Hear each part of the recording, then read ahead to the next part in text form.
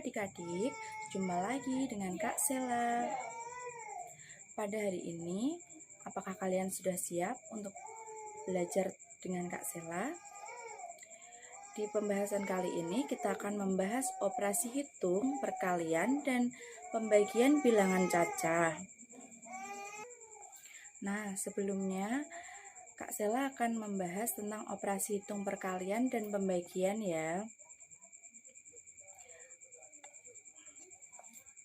Operasi hitung, perkalian, dan pembagian juga memiliki kedudukan yang sama dalam sebuah soal sendiri. Lalu,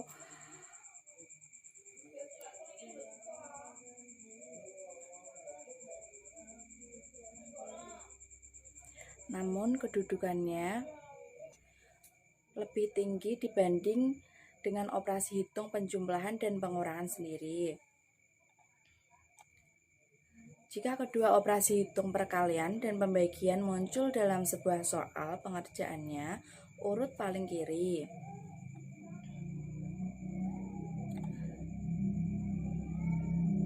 Tetapi dalam soal tersebut terdapat tanda kurang.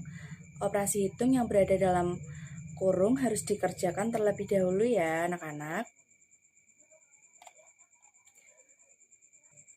Nah, sekarang kakak akan membahas soal ya. Kakak punya satu soal, yaitu 250 dikalikan 50 dibagi 25.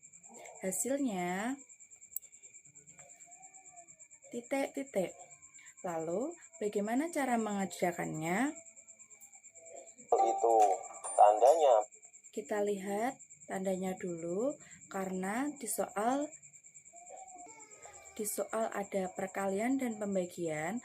Karena perkalian dan pembagian itu kedudukannya setara, maka kita dahulukan dari yang paling kiri ya.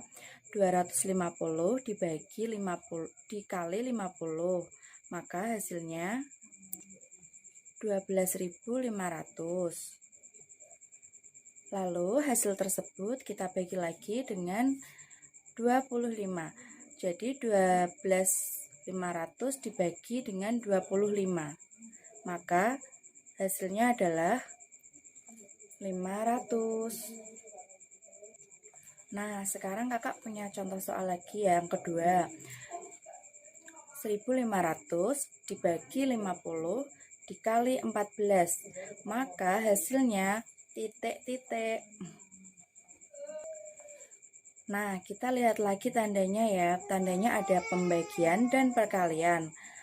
Dan pembagian dan perkalian itu kedudukannya setara, maka kita dahulukan yang dari kiri terlebih dahulu, yaitu 1.500 dibagi 50. Kemudian hasilnya dikalikan dengan 14. Jadi berapa hasilnya? 1.500 dibagi 50, yaitu hasilnya 30. Lalu dikalikan dengan 14. Berapakah hasilnya? Hasilnya 420. Nah, sekarang kakak punya soal lagi yang ketiga.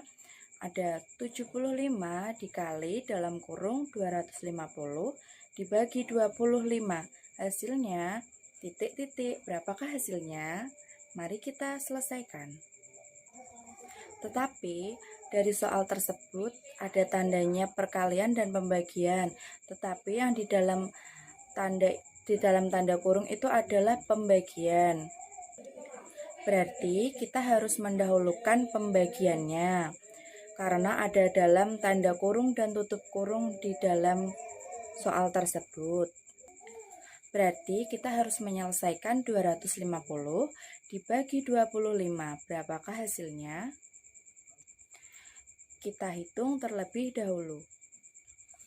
250 dibagi 25 itu hasilnya 10.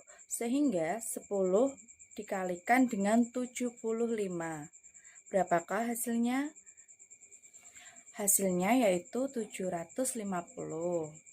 Nah, kalau ada tanda kurung di dalam soal tersebut, maka kita harus mendahulukan tanda yang ada tandanya dalam kurung dan tutup kurung. Nah, sekarang kakak akan membahas lagi operasi hitung, perkalian, dan pembagian bilangan cacah itu. Operasi hitung, perkalian, dan pembagian juga memiliki kedudukan yang sama dalam sebuah soal. Namun, kedudukan keduanya lebih tinggi dibandingkan operasi hitung, penjumlahan, dan pengurangan. Lalu, jika kedua operasi hitung, perkalian, dan pembagian muncul dalam sebuah soal, pengerjaannya urut dari paling kiri, kecuali ada tandanya dalam kurung dan tutup kurung. Kita akan mengerjakannya yang ada dalam kurungnya itu tersebut. Namun, operasi hitung yang berada dalam tanda kurung harus dikerjakan terlebih dahulu.